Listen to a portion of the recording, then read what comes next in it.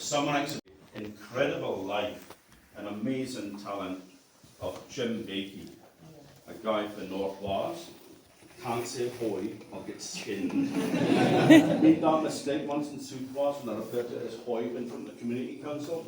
Almost didn't get out alive. So, but it's when I write exhibitions and such like, it's, you know, they're fabulous and there's such a variety, but how often do you get to use Jack Bruce, Eric Clapton, Richie Blackmore, Screaming Lord Sutch in an exhibition about somebody from North Wales that lived in Stennis? I mean, you know, it's fabulous.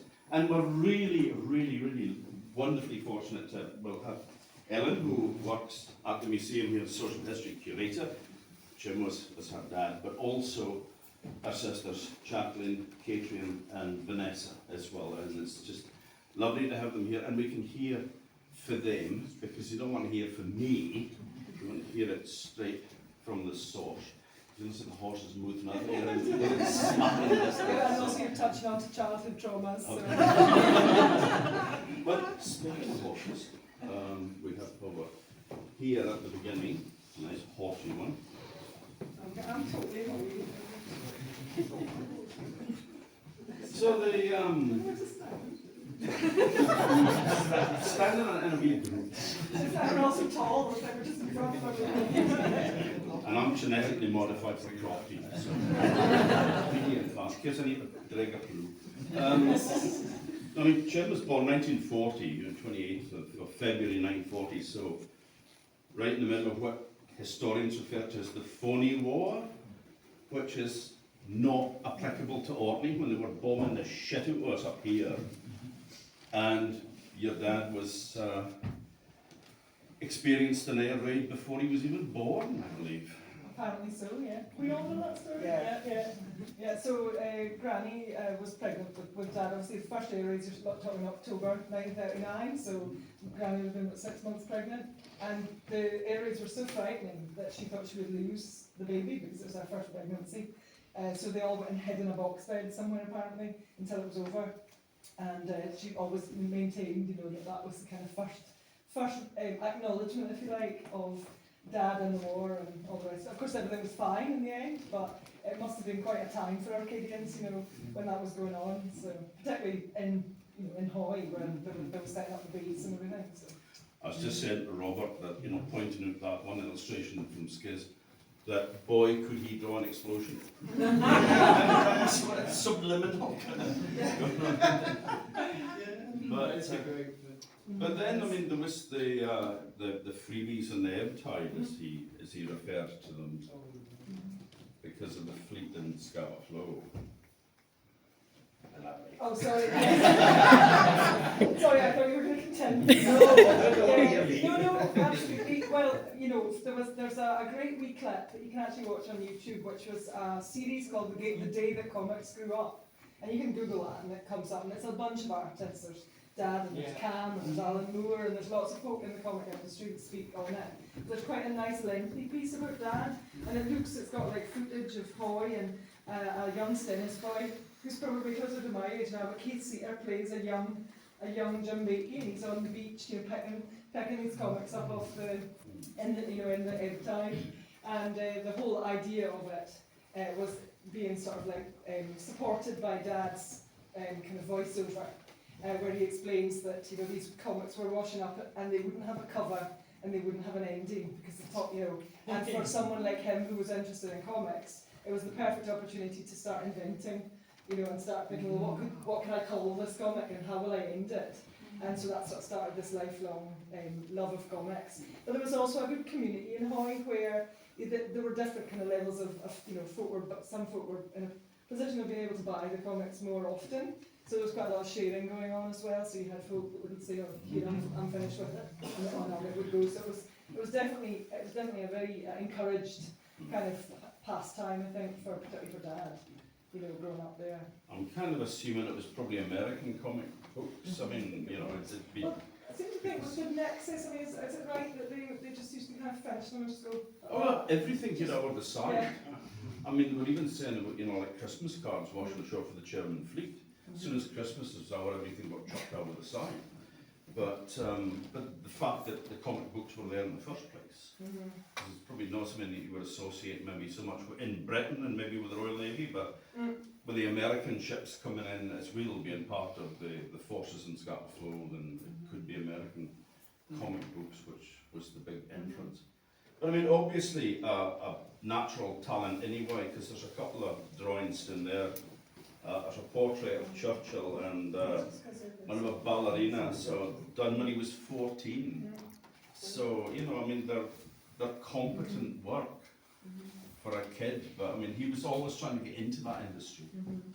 Yeah, absolutely. I think it was quite tricky because on the one hand he was entering competitions, you know, for things that were coming up in science fiction magazines and things. He was entering these competitions and winning. You know, he won. I mean, we have that one story that he put. It was Brian Flett who interviewed him for the Arcadian, and it was all about how him and this other Orkney, Alan Isbister, I think he was called, had gone to. He was really good at writing applications, so he did all the paperwork and Dad did the drawings, and they sent it to Fry's Chocolate. But I don't know if it was an advertisement or what it was for. I've never seen the artwork. But anyway, they won first prize, which was one of everything that Fry's Chocolate made. As my dad put it, they ruined themselves for a week. So yeah, you know, because you've got, this was post-war as well, so things like chocolate wouldn't have necessarily been, you know, it wouldn't have been something you would have got every day, and certainly not in, you know, in the life that they were leading on the islands. You know, it would have been a real treat. Yeah, it's been about late 40s, early 50s, so, you know, that's still a lot of rationing, and and folk just didn't have the disposable income to buy lots of chocolate bars anyway. No, and certainly not Dad and his family. You know, they wouldn't have been, you know, in a position to have been going out and buying one of everything Fry's Chocolate made. But then he was trying to get into comic books, but that just kind of wasn't working at that time. No, I think, you know, I don't know if you were wanting to add anything, actually. I don't want to take over. No, you don't want to. I mean, I actually Sheets and details. Yeah. You're really good. I should point out that there's a lot of joining up that I've done. Since I've been in this job, there's been quite a lot of joined up thinking. Like, so there were things that I knew abstractly about Dad's career, but I didn't join it up until much later. So things like understanding why chocolate would have been such a big deal at the end of the 1940s. I didn't make the connection of rationing. That's come later. So a lot of what I know is partly because of what I do here. So it makes it sound like I know everything, but it just so happens that I've gathered it all for work as well, so it's been a bit of a bigger thing. So if I'm sort of the one that speaks the most, it's just because I've done the most, probably research on it. But, and what was the question? I forgot what you were to get into the industry. It was really difficult. So I think he thought, because he was winning these competitions, that the next thing would be, you know, that someone would say, you must come and work for us, you know, one of these big companies. In actual fact, then sort of the work was drying up. He was getting little bits and pieces of things, but it wasn't going to be career worthy. He wasn't going to be able to leave the island and support himself. So it got to that point where North Wales kids would have had to go into Carlyle Grammar School or something else. So Carlyle Grammar, Dad thought was from Bigsy Walps, I remember once. So he decided, the few folk that could probably advocate for that. But so his father said, well look, opportunities are just not going to come thickly in where you're living right now, which sort of led to the decisions that formed the kind of next phase of his life, I suppose. And also not helped by the fact that there wasn't an enormous amount of encouragement from the art teachers at that time. The teachers in North Wales were fantastic, and they'd encouraged him, and the whole community were behind him. But when it came to the crunch, he wasn't considered the right calibre of applicant, probably just because of his background, you know, he was a crofter's boy type idea, and there was just this notion that he wasn't good enough for art school, he wasn't the right type. So that was killed dead. There would be no recommendation for him to go to art school, because it kind of went through a slightly different process where the school had to kind of request for people who could be put forward.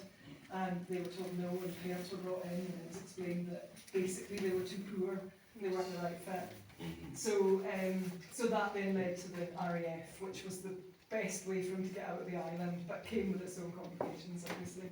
Yeah, but I mean, that was the only time when he was in the RAF that he actually had an opportunity to go and attend an art college. song, that's kind of significant in its own right. Part-time though it was. Absolutely, yeah. I think as well, you know, I don't see how else he could have gotten out of Orkney to have met people. It was the right move. I mean, he hated the whole military aspect of it. He hated the buttoned-up shirt, the short hair. Wrong fit. But one prevailing thing I think that most folk that have known Dad will know is that he made it work with anyone. Like it was, he never fell out with anybody. He never found anybody. So although he was completely appalling for military service because it was free kind of way of individuality. Individuality. Not the best of Pacifist, yeah. Wrong. It was all wrong. But he was willing to toe the line for the outcome. But I mean, you had to buy yourself out of the RAF. I think you still do because it's training, isn't it? Yeah. So how much it was? 260 quid. Yeah, his granny helped. Yeah, It's a lot of money. Yeah. And and he'd been he wanted to buy himself out, and he couldn't. And eventually he did 7 years. Yeah, 7 years he did before he was actually able to finally get out. But it's quite remarkable that at that age, because when he joined, he was just 15. short of his 16th birthday, so he was 15 when he was signed up. But then it was that 10-year contract.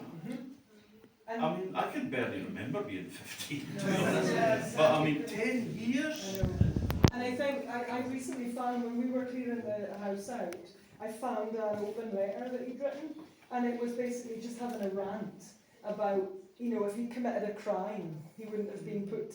He named a few crimes comparable. He said, I wouldn't have done 10 years for, and he listed them. And he says, I was put into a form of prison purely for being poor and not having any opportunities at that time. And so when you look at it like that, it's like, no silver spoon here. You've got to find a way forward, kind of thing. So I think that's what made him mad, was the whole idea behind it, the sort of trapping of these young folk. Because he was there with other folk in exactly the same position. There was musicians and writers and people who also weren't a good fit for military, but had no other opportunity. There was one good thing, very positive thing that came out of it, though. Was Oh, hang on, what is it again? Oh yes, our mum. that's the one. You're getting the hang of this. I feed suggestions. You come in. We've been working together long enough now. We know each other's cues. It's fine. So yeah. Again, that wouldn't have happened, I suppose, if he had stayed in Orkney. I think there was a few sort of stricken hoy ladies that were not going to get in there. But yes, throwing themselves in the blues. But yeah, I certainly the meeting with Mum was obviously pivotal. None of you would be standing here at this exhibition if it hadn't been for that meeting. And they were, often it was said, that ultimately they were a very good fit. Although my mother had been raised by quite sort of conservative sort of military mind, much more military minded father, who did like the whole, strictures of RAF life, and so happened to be a kind of officer in charge of Dad at Lucas. So there was that was how it all sort of came about. And my father and his pals had formed a band that they would play in the officers' mess. And our mum's best friend was the daughter of an officer. So they'd managed to sneak in underage to one of these dudes. I'm fairly certain Granny didn't know about it. No. She told me she climbed out a bedroom window and sneaked off. Probably while Grandma was trying to get her to learn how to boil rice or something. You need to know these things. Married life. Wendy. So anyway, off she went. But yeah, so she got into this and obviously clocked Dad playing the bass or whatever. Or sex on legs. Sex. She described it. That makes us feel really kids. I know, that's why I said it. But yeah, so the next thing was, of course, Dad's on the he's on the stage with the band, and he's clocked Mum, but none of the bandmates have worked this out. So he said, "Who's the girl that's just coming? Who's that girl over there?" Type thing. And the guy was babbling on about, that's Ella, that's the friend. Because of course she'd turned up looking like a 1950s movie star. Yes. And Mum was much more demure. Yeah. She just was tall and she was buxom and all the rest of the friend. And it was much later on in the evening, obviously, where a friend went, oh, that one?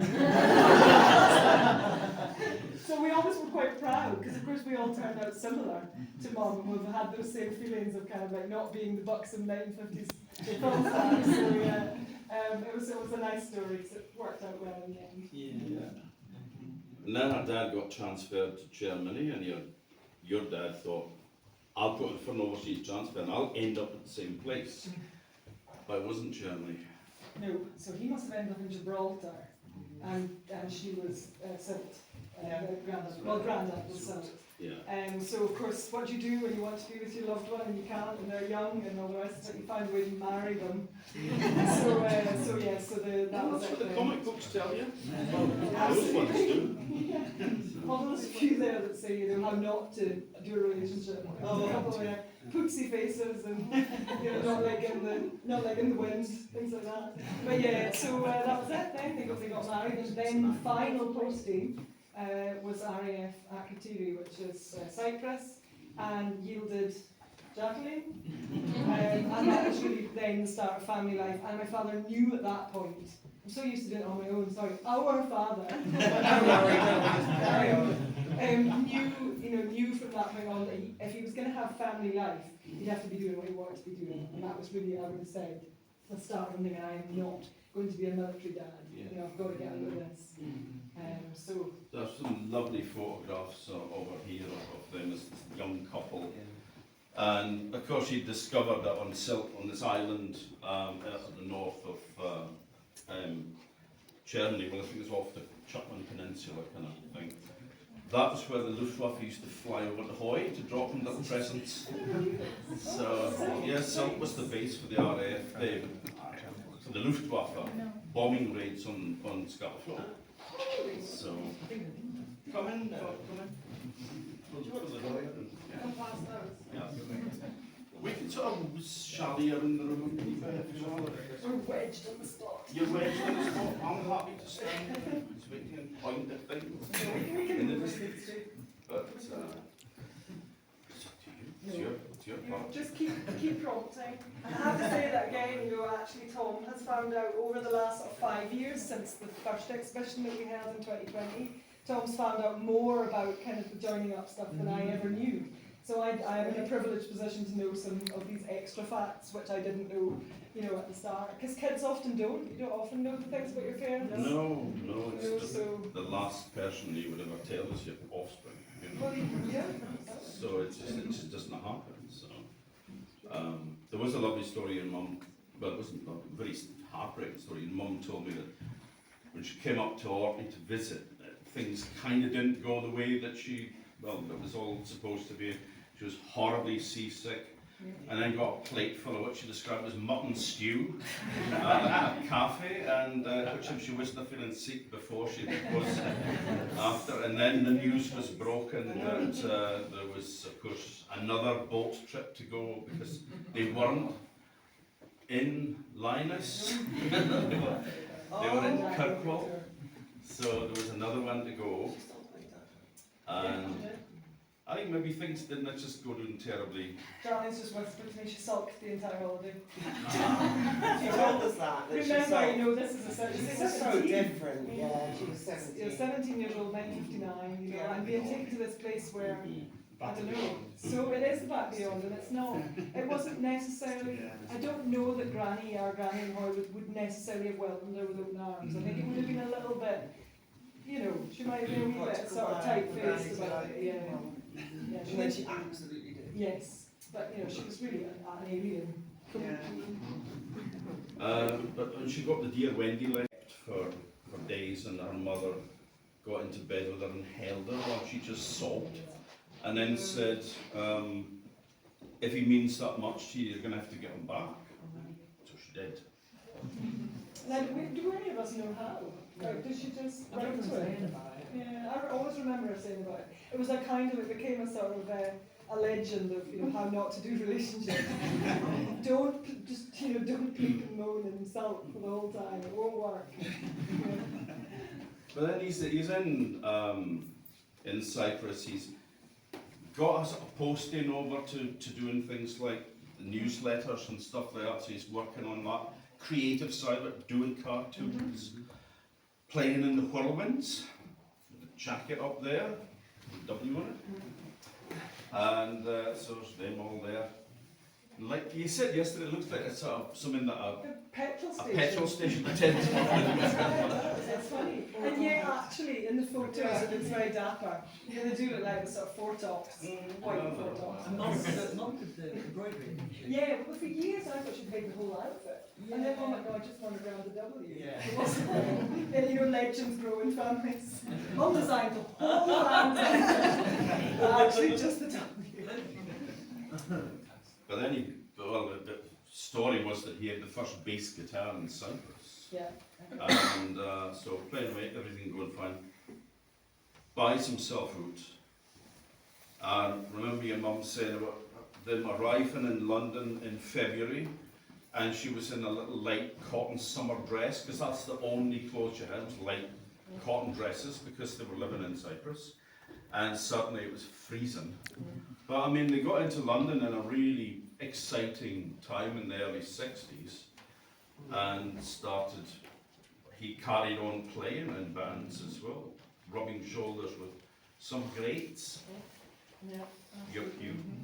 Yes, you did indeed. There's many of the stories that go about, I think we've all heard. There's the Eric Clapton hiding in a drum in the inside of the drum because Georgie Fame had come in, and I don't think they were big fans of it. He was a Bigsy Whelp, apparently. Yeah, And he it- just Eric Clapton And Eric Clapton was shy and quiet, Yeah. and didn't really like Always the kind of, yeah. And he just had a number one, It right? wasn't like Yes, an open, it was jamming, so mic people could thing. just come and do sessions. And they would pull up, so they might not have a full band, and then they would pull up somebody, and Eric Yeah. didn't want to, he didn't want to do it. And they would pull him in to do the, to play.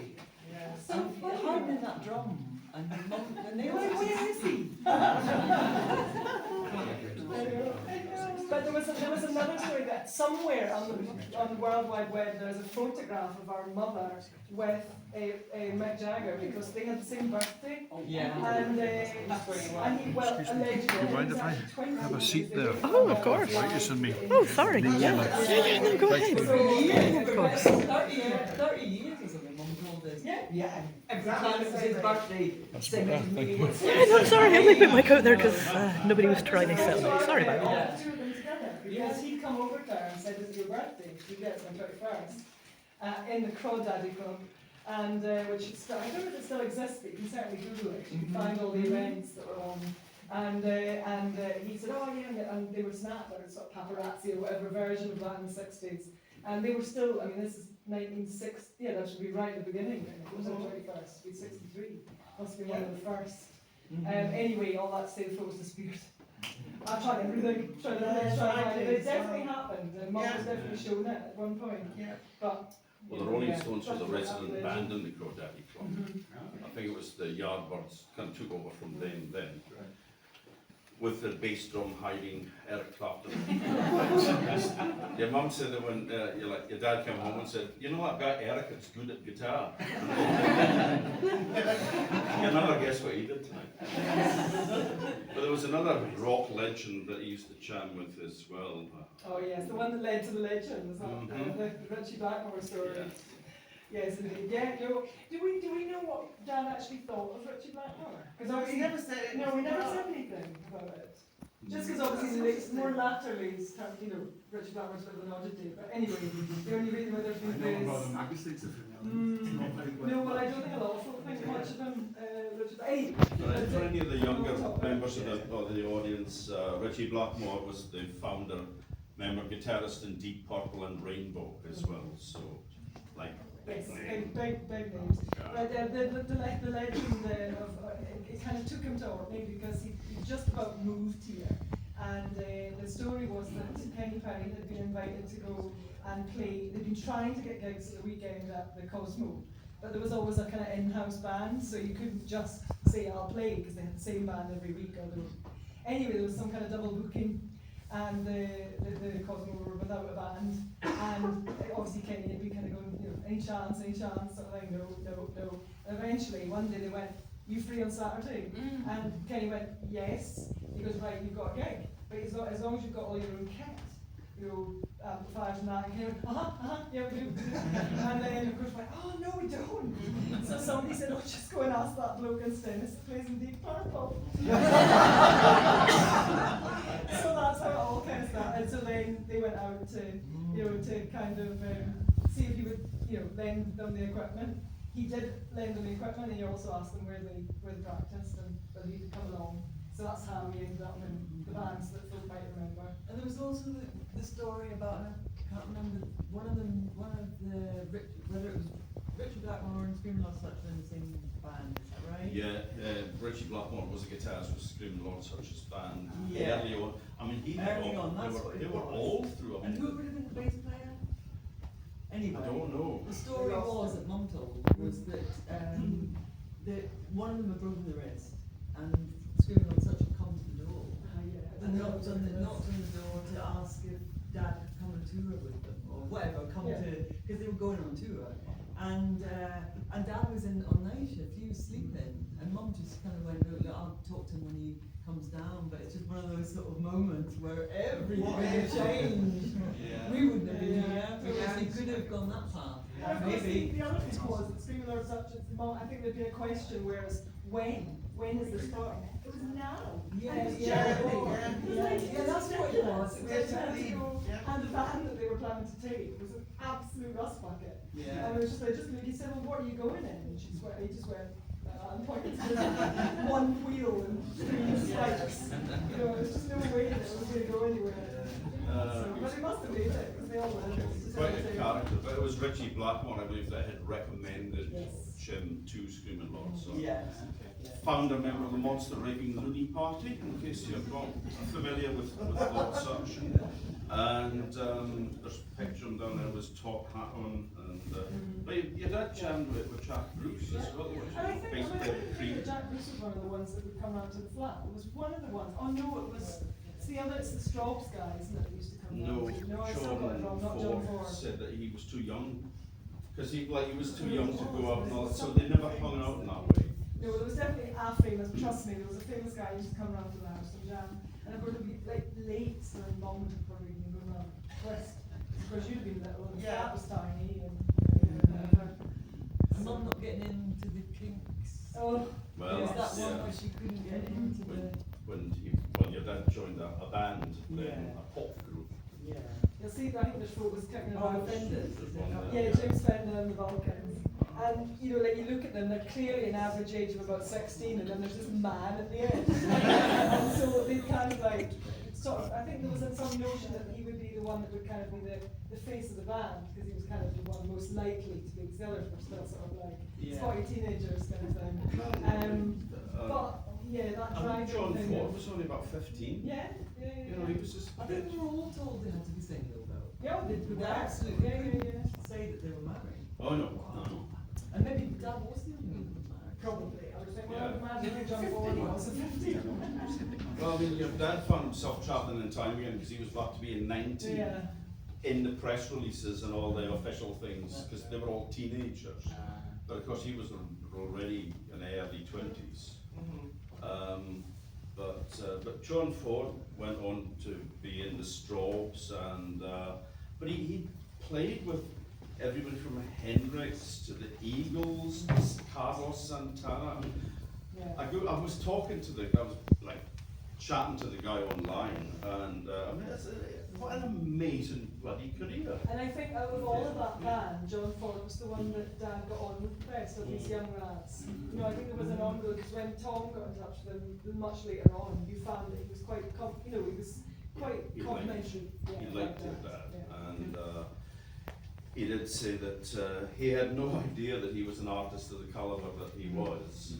And had he known, because Dad had done a cover there for the Savoy Brown album, that had he known that, he would have got him to do album covers for the Straubs, which could have launched them into a career of record sleeves, like sort of Roger Dean type, So who knows? These forks in the road, But so he's in a pop band, but that doesn't go doing terribly well. All the rock music as well. One fateful evening at the ice rink in Streatham.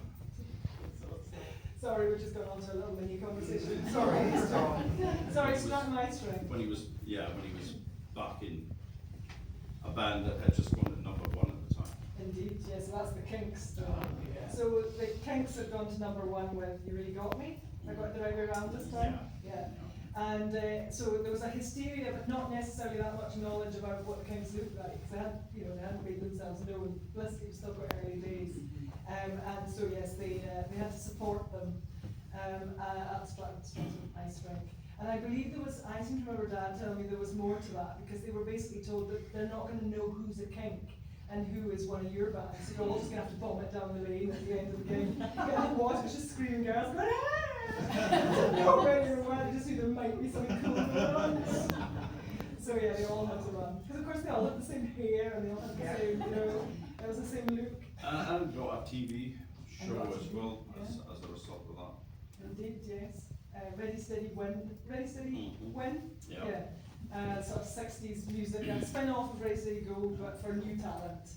I was looking for the new Beatles. Yes, That's what indeed. they said. And the judge for the one that Dad's band was actually Brian Jones. He was the main judge. Again, another quiet bunny that didn't really want to be in the kind of public eye.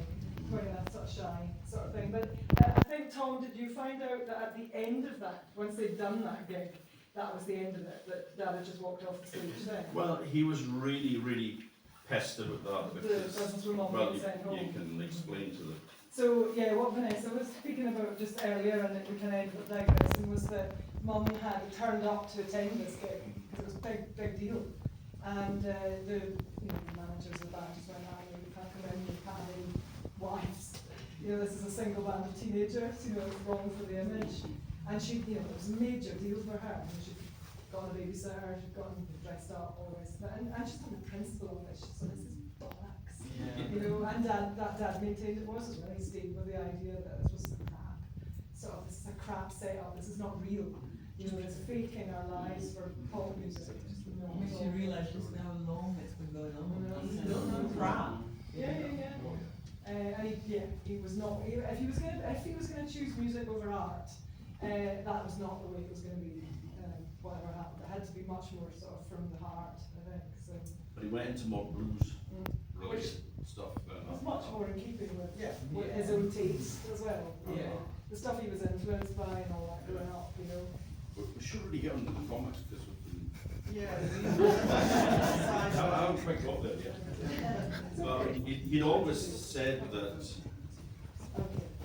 He'd always said that if with the band, if he got a break into the comic book world, he was off. The band wasn't going to be his future.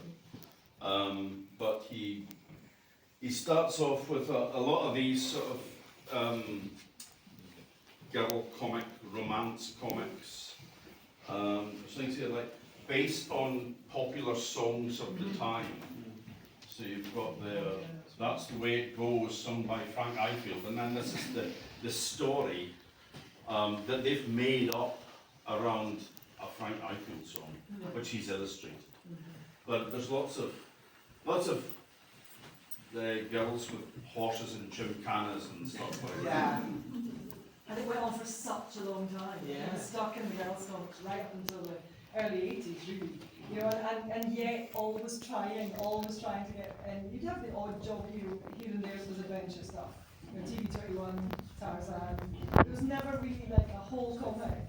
And then you've got, he's still doing this in the 70s, he's managed to come back to Orkney by this point, and it's still girls' comics. So I had a big hold on him, I was paying the bills. But it was by no means the storylines that he was really wanting to chase, Your mum said that she didn't realise how much he hated it until she read his diaries later, and then it was like, holy shit, it's like eating them up. It's a bit like, because it's formulaic, you're copying another artist before you usually. So you get the gig on the basis, can you make it look like that? So it's just a continuation of the same style all the time. So it's a bit like excellent authors who end up in the Mills and Boon thing, where because it's just formulaic, you don't even have an author's name, it's a pseudonym, and I remember finding out people that were writers that I had to work with at Mills and Boon. It's the same idea. It's like it's got to follow this format. There's a romance, there'll be a thwarted lover, there'll be a whatever, and it was boring. I suspect. I think think but all that time in the girls' comics, a lot of the comic fans or whatever always said that Dad drew women the best. Yeah. Well, because I suppose lots of artists were looking in the mirror. Well, Dad always did. We could always see Dad. In Well, all the hands are dads. Yeah, all the men. because he's drawing his own hands and his face. But the women were always, yes, and of course most of the strip artists were men, and the women could be quite manly, and dads were always, Girly. yes, Yeah. he was able to draw less wholesome looking girls. Like And then he had 5 daughters, so And you modelled for some of it, and Mum as well. So there's some weird photos that I found, and it was like Jacqueline holding an umbrella, or like she should have been asked to do, or wearing a funny hat. it was the poses with guns. Okay. All those guns I say. had. A cowboy hat on and a gun. Oh yes, I do Yeah, the remember that photo. And I had to lean. You obviously had to have this person lean. It's odd. I mean, I don't know what they're shooting at. But the photo looks weird. It looks like, what are you doing? And we were used to it. You come here and, put this on and pose lean there or whatever. So, yeah, he used us for action. I think for you perhaps, but I don't know about you, Cajun, but I never was asked, so I think that's, I don't think it's because we were so hideous that you didn't want to go. I think it was to do with the fact he'd become so good at every position, he hardly ever needed, so by the time late 70s and that, he was pretty much, he had reference books and that, what did he call it again, what was the name? The Morgue. The Morgue. And so that was all the catalogues that we'd ever had from about 1960, whatever, that he would keep, and all the different figure references, all the figure reference books. It's read live though, because I had an artist in one of his comics that I liked. I liked him, obviously. But there was an artist that had really shiny hair on the girls. I just liked this shiny hair. And I remember going to Dad and going, very deep. And I remember saying to Dad, I really like this guy. And sort of then looking at Dad, Dad didn't have that jealous nature or anything like that. He just went, oh yeah, I know that guy. He works from photos. Everything's from photos. Is as close to a dig as you get. Yeah. Because it's a gymnast story. And sometimes the rear end would look far too big. But he made it from a photo. If you pose sometimes it's wrong. Even, so this guy's right enough when I went back to look, it wasn't right. Something was too big on the one side or whatever. But Dad did it from life. But that was a criticism, definitely, of working with photos. I mean, and even growing up, I went to art school, and I remember I would really happily take things to show him, and he'd go, you do it from a photo. He liked movement, and it was a bit stiff. And of course, all kids, when they were learn to draw, everything's like that. Yes. Or behind the, because you don't want to deal with the hands. Yes. Behind the, so all our drawings were like that, and he tried, to get us to He just liked movement. You could just do a stick man as long as it was doing something. He'd go, that's brilliant. I like that. And we were all trying to do sort of shiny hair. Well, I was working for TV21, which I used to get when I was a kid. And it was like, cartoon strips of TV shows. Yeah, there was there was Star Trek, there's some images down there. Does that seem like Doctor Who and all that? Terrible. Funny enough, the Jerry Anderson thing, that's the Terrorhawks thing, that was the one thing he didn't like. Well, he didn't like Jerry Anderson. He didn't like Jerry Anderson, but it's because they were puppets and they're not proportionate. So he had to draw them as they looked, which is a big head and funny little dangly arms. So no-go area. He said that Jerry Anderson cared more about these puppets than real people. Than the real people. So he would criticise dads and say you needed to make them this or a bit more tough or whatever. Dad used to come and sit. There was the only time he really told us. To eat on the kitchen table, sitting around lunch or whatever, he said that, look, Jerry Anderson, he's treating those puppets like they're real people. And I'm constantly getting criticised for making them, the head's too big or whatever. He loved them. He really thought Jerry Anderson slept with his puppets. I remember being funny about it and saying, there's something not right here. He's living with them like they're real. We never found out the truth. That documentary hasn't been released. I love the story. He was just sort of, getting whatever he could work-wise. But there was once he was asked to illustrate a football comic strip, which he wasn't very impressed with. So he got his revenge, because I love revenge. That's what keeps me going. Yeah, another boring, let's pay the electricity bill type job. And it went on a bit, and it was boring, it had no great story to it, and eventually, the other issue at this time in the 60s was that you didn't get any credit for any art that you did. So it was just the comic, you couldn't sign it or put your name on it. So there were various things that ways around this, so Dad would weave his name into like the leaves of a tree or fur of a dog or whatever. But this once, I think it was a guy called Jack Sutter that told me this story, that this football thing had driven him to the edge of distraction. So what he managed to do was he managed to make all the little heads and hands of the crowd of this football game. If you knew what to look for, it said bollocks. So it was all like woven into it. He messaged me on Facebook. I think it was Jack Sutter. It's one of the early ones that worked with anyway. So I'd love to. So if anybody finds a kind of 1960s football story, you know, have a look and see if you can find the word bollocks in the crowd, and you've got a piece of Dad's work. But he did finally manage to make the break into what he really wanted to do all along, which was sci-fi. Yes. How did that come about? Well, so most folk that are 2000 AD fans will know that it was established in 1977. Compulsive reading on archaeological digs around Absolutely, which I never knew another thing Yes. American work. With how to pool. So that's how archaeologists know all about 2000 AD. But he wasn't being asked to work for them. He was in the same building, and it was owned ultimately by the same part of Fleet Way, which was on Fleet Street. And he couldn't understand why he was getting stuck with these girls' comics, and he was never getting the chance. When he had said it time and again that he was into sci-fi, given examples of his work, and wasn't getting the gig. And it transpired that the editor of the girls' comics had basically told 2000 AD, you don't touch that guy because he's our best artist, basically.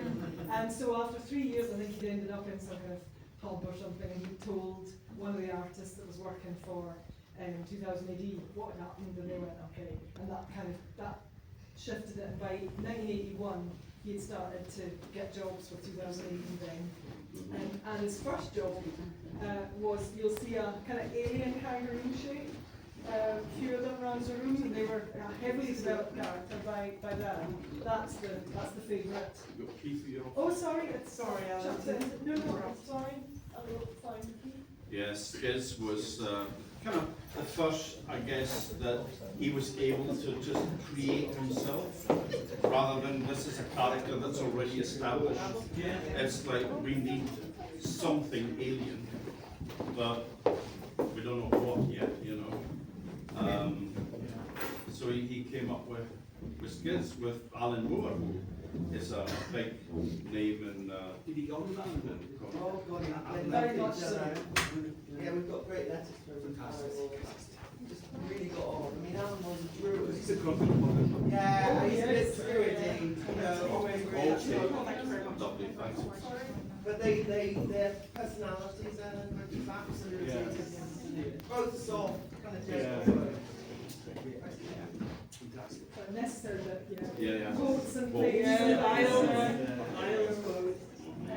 But yeah, the Alan Moore, like, just asked about the Alan Moore connection. I mean, that was something that, like, particularly when I was growing up, because he continued to work with Alan Moore throughout the 80s and early 90s, so there was a lot of phone calls about characters and story developments, and Alan very much was on the same kind of wavelength in a lot of areas, same kind of humour, although a bit more dystopic. I mean, his sort of attitude to this was tended to be kind of like doom and gloom, apocalyptic, kind of, It was the early 80s, yeah, well, Thatcher indeed, recessions, exactly. and I mean, you that's the know. whole premise of the first episode of Yeah. the first series of Skills.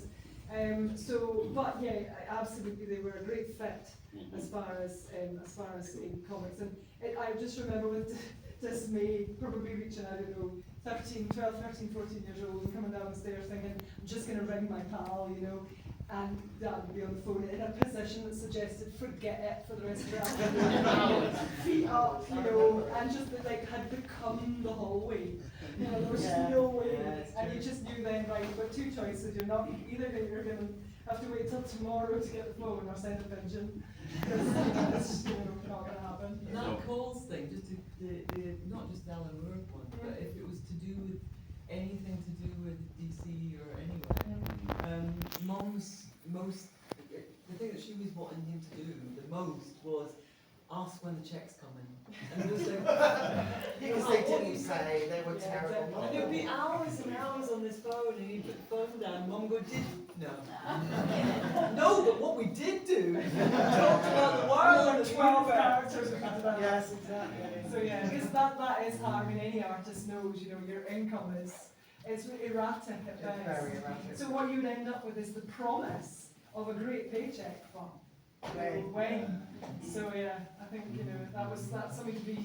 It seemed like superstardom as far as comic went, but it was tough. You know, it was hard to manage a family of 20 billion like we were. And you moved back to Orkney by that time as Yeah. well, you know, Yeah. so from London. Yeah. So, Which wasn't believed to be possible, a very avant-garde way of doing things, you know, saying I can work from home. And so he'd had this kind of slightly untenable getting on tubes and trying to take artwork to Fleet Street. And, you know, it was just a nightmare. And he said, I don't want to be in London, you know, I want to take by this point there were 3 children, so he was really wanting to get back to Orkney and kind of that's all he wanted. His father had died in 1969, you know, our grandfather, and Granny was pretty much on her own. And it was like so many reasons he wanted to go home. He did it anyway, but then there was the death of his father. So by the time Grandad died, it was all about finding somewhere to live here and convincing the comic companies that he would still be able to get his work in on time. I think the irony was he got it there more on time when he actually was in Orkney than he ever did trying to get on the tube with it. Yeah. So, you know, it did work and it, you know, possibly paved the way maybe for other folk to do the same thing and not have to feel they had to be in the centre of London and have a decent job. well, I mean, with Skiz, that was a springboard for him because he wasn't just, I mean, he illustrated the first one, created the character with Alan Moore, but then wanted to develop it and became a writer in his own He was always a writer. Yeah. He had Oh, so yeah. many stories, but yeah, became recognised. True, and the comic industry didn't recognise that artists could be Yeah, writers yeah. or that writers could be artists. And They I think didn't like it's- it yeah. really. They liked to have their sets, you know, And where you it's did this and they apparently, did that. yeah, same in like Hollywood. They didn't particularly want actors thinking that they could be producers or Yeah. or directors or whatever. Yeah, just protective of their own Yeah, of their own area. area. Yeah. Whereas Dad, like most creative people, saw the links between all of it. Yeah. You know, it was all connected as far as he was concerned. The images were just words in your head, you know, and so it just seemed like an obvious thing to do. And fortunately, he had Alan Moore's blessing, so he was able to take those characters and do the development with them. And he was told by Alan Grant and John Wagner, who at that time were the crew for 2000 AD, that he would have to prove it. So he did seven episodes, scripts for 7 episodes. They approved that, and then he had to develop the whole of the first series that he did on his own. And once they approved that, then he got free reign, and they didn't argue at all when it came to the third. They just kind of cracked on. But he never got to do anything else. It was only that character. Don't believe he ever got into 2008 No. to write any other ideas that he had. No, Just I that. got so disappointed. He used to tell us stories that he'd written, Mhm. and then he'd be disappointed. So you never did a direct story? No, I think he had ideas for all of them, Yeah. and that they just weren't. It just wasn't the done thing. They were advertising for a Star Trek writer. I don't know when this was, I don't know my 70s details. maybe. Yeah, and they wanted something different for Star Trek, so it was pretty samey. And Dad did send something for that, but it wasn't accepted. But it was great. I remember him telling us what it was. Probably went, who's this writer? I Yeah, don't know. absolutely. It was. Yeah. They did want the same, really, but they advertised it as, let's try something different. They didn't. But then he yeah. got into America as well with DC Comics and such like. What did he do with them? I mean, how did he get into that? So the way I was told it was that the DC had started to get wind of the talent that was in the British industry, British comic industry in sort of early 80s, probably actually largely because of things like 2000 AD. You realised there was quite a good sort of adventure, sort of sci-fi sort of cohort of writers and artists. So they hosted an event in Savoy at Marilyn Monroe's table, apparently the one that she always chose. Dad said it was gaudy. But anyway, and they all sat around this table, and there was a bunch of them. I don't know who they all were now, but there was a bunch of them invited, and they were told, you know, we would like, it was kind of considered to be the cream of the crop, we would like you to come and work for us in DC. So that would have been kind of mid-1980s, maybe 84, 85, something like that, and kind of dovetailed with the Churchill Fellowship Award that he got, which was a really unusual research award that he got, because usually it was scientific research or academic research that it supported. So he's the first, to this day only, I think, artist that's ever had funding from that. And what it was for was to investigate how comic strips were developed in America by comparison to the British. And so I think that he was kind of already, he was starting to be a bit more acknowledged maybe, and he sort of met people in San Diego that were integral to the comic industry, and then what led from that, I believe, was the start of working with DC. And for the first comic he ever did with them was Electric Warrior, I think would be the first one. And it's a kind of obscure character to most people, because they think of the famous big ticket DC things. But he liked it, it was what he wanted to do. And I think that's quite key. Hello. It's quite key for Dad's career as well, is that he didn't go for the stuff that was necessarily going to get the big profiles. He was very much true to what the script was doing. Once he could have a pick of jobs, and this is like you're talking mid-80s onwards, he picked what he liked. He didn't pick the stuff, which is why we probably have some really obscure stuff in the collection. And it's largely because it wasn't that drove him. It wasn't that this would be the next big thing and there would be a film made of it and this and that and the next thing. So it just so happens that some of these characters are so well known, like Batman and Judge Dredd. But when you go through the whole collection, it's a very small percentage of what was actually going on, you know, because it was all about the story, it was all about the ideas, and not so much. Once he could take his pick, I think then he chose. He had quite a lot of integrity in that sense. Yeah, and Electric Warrior, he had a big plan for him, and he said I love Electric he Warrior. went into detail about how when the doll was made, it would do all these things, and you could take the spikes and turn them, and he went, you know, Action Man with eagle eyes, nothing on this one. It's just like you could do all these things, and yet it all, you know, in his head when that happened. So could we take over? Could we try and get that doll out? That doll with real laser beams. Real damage. That actually put bores holes and stuff. We'll work on it. Well, he was very interested in science and philosophy and, you know, all sorts of things, but also a great supporter of young talent as well, and a great teacher. I'm thinking Stuart here. Yeah, you know, Stuart's a big one. In fact, much later in life, if folk that get a chance to see the panels, they'll see that artist, who then went on to work for 2000 AD, always acknowledged Dad, and he's always been a huge advocate. But anyway, this young guy, Stuart Muir, had just finished art school and was looking for a placement, and he said he remembers being a bit drunk and phone. I think he was in Stromness. I think he was for some reason in Orkney, just on a jolly with his pals, and he just basically got a phone book at Stromness Hotel. They just gave him a phone book, and he went, Jim Baikie, right? Hi, I'm Stuart. Can I come and work with you for a few months? I've got nothing to do. I'm out of art school. You know, I need a placement. And Dad went, oh, come along and see what it's like. Of course, he got on really well. And this young guy and my dad, and Dad really pushed for him. It took him a long time actually to get into the comic industry. He did get in, and then he drew Dad into some of the episodes of 2000 AD, which was kind of nice, much later in life, you know. Yeah, there's an example over there on the last panel there that he used this character as an elderly chimney, and he's scrying into some sort of mirror there, and Stuart was saying that it's a little nod to Skids, because the thing that he's looking at looks like the panel of there at the top is this the round circular. On this wall here on the right hand side there's the panel top for Skids, and it's got that round little round on it with the name Skids in it, so that's what he's kind of looking at, and as a wizard.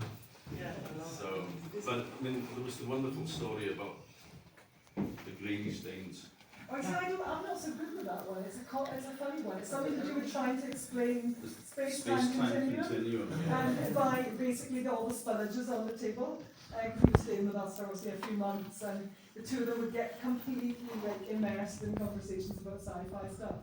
And yeah, the space-time continuum was explained with two gravy stains and some other thing. He was pinching a tablecloth to bring two gravy stains together. Can I also say, don't ever get Stuart Moore to do the dishes, because when they were at the house, Domino's, he said, right, you two, if you're just going to stay in here all night, you can deal with the dishes. So of course I came in, because I was the only one at home at this time, and the two of them were washing dishes with the tap running, squirting in bits of fairy liquid with tatty peeling still in the bowl. Just weren't paying attention and just going, and still speaking about space-time continuum or whatever it was. So yeah, that's very much that kind of total immersion in what you're doing, you know, and then we had to rewash all the dishes. But somebody that really wanted to support the new up-and-coming generation of I artists. think, you know, we saw art as a good thing, a pay-it-forward type thing. Why would you stop more of the beauty of art coming into the world? That was the idea. Why would you discourage something because you were threatened by their ability? And there was so many in the industry that did. You know, that would sort of be like pushing, you know, when these young teenagers were coming with their portfolios, would you have a look at it? Do you think I'm good enough? You know, whatever. My father would always be one of the ones that would basically lose his whole afternoon to talk to somebody young. And that happened throughout, it wasn't just Orkney, but that was in comic conventions. And when he died, Twitter was full of successful comic artists who had gone on to be much more famous than he ever was, who remembered the day that he'd been at the comic convention and he'd spent 45 minutes going through the young lads, you know, artwork. And he said, I mean, by quote, he said, you know, the idea that you would be threatened by the new and the young, it's just not something you could get into thinking of. It just didn't align at all with progress and, you know. Yeah, and it helped out.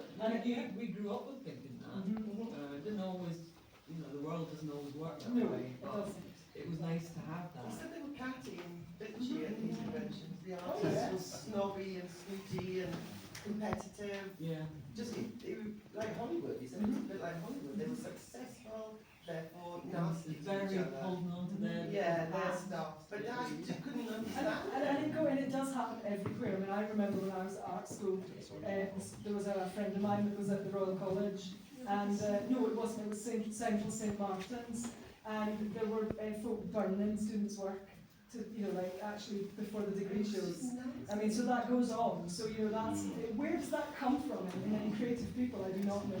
Can't understand it. Greed and insecurity, probably. Well, It's in everyone. Probably a lot it's of in greed, everyone, mind you. but It's just- that's the most vicious version. Well, I mean, if you really, really love something, you want to encourage young people to take it up, to develop it, to do it as well, because otherwise it just dies. You go into a hole in the ground and that goes with you, you know. Yeah. So you've got to pass that on to young people, and I mean, that's what your dad did. It's like the young teenage pudding bowl haircutted Yes, Alan Moore. Alan Moore With at a- comic strip. Was from- an from the time. unattractive regional accent. Yeah. That's how it's in his That's own what, words. that's what his words were, Yeah. But the fact that he turned up there in 1969, I think it was, Second ever British Comic Convention. because your dad did the front cover to the first one. Yeah. And he took time, spent time with him and encouraged him, so. Absolutely. And it all pays off because then folk that have enjoyed Alan Moore and who's the guy was the other one that got in touch with me? I forgot his name now. Doesn't matter. He's quite a big wig in comic characters. But anyway, there's a lot of things out there that are probably thanks to just a bit of encouragement from folk like Dad, and that's what we want more of. Which is why when I was sort of looking into your dad's story as well over the years, all I'm ever greeted with was love and respect. People adored him because he took the time when they were just young and, you know, to that kind of convention, that world, they were nobody, No, it's true. but Yeah. he encouraged them and gave them the determination and hope to carry on and become somebody, in inverted commas. Alan Moore said when Sebastian did his Faraday project, Alan Moore wrote a reply to the questions that had been asked of him. And in the reply, Alan said, if there was anybody in the industry that didn't like Jim, I never knew about them. And so there was this idea that you know, he was a good guy Yeah. all round. And a tremendous legacy, as you can see in this exhibition here. There is so many different things, different styles of, well, because of what work he was given at the time, from the early days with the girls' comics to getting into the sci-fi and then creating his own characters. And just a legacy that lives on, I think, and I think this will bring a great deal of pleasure and delight to people throughout the rest of this year, up to the end of September, when this runs till. And so I would just like to thank Ellen, Chaplin, and Vanessa, and Catrian, who's had to get the plane, Sandy, for coming in and talking about your dad. So big round of applause.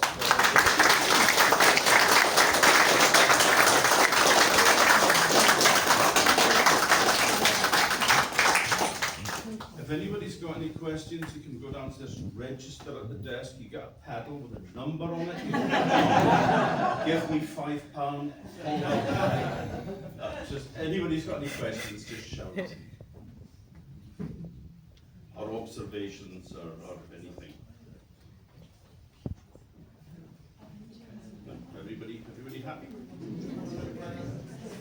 Well, thanks everybody for coming. And we'll come back over the year as well, over the rest of a few months, and take a look, because there's a lot to see. Thank you.